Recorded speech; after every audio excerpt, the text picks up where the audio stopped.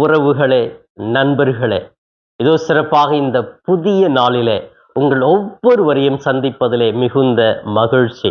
பிரியமானவர்களே, இன்று நம்முடைய தாயாம் திரு அவை ஆண்டின் பொது காலம் 14ஆம் ஞாயிறை தொடங்குகிறது.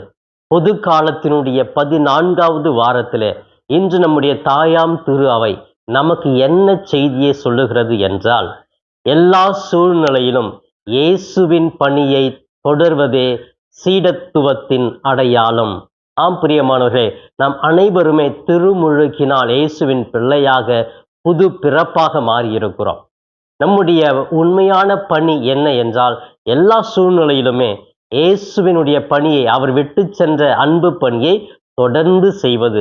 அதுதான் உண்மையான நற்செய்தி அறிவிப்பு.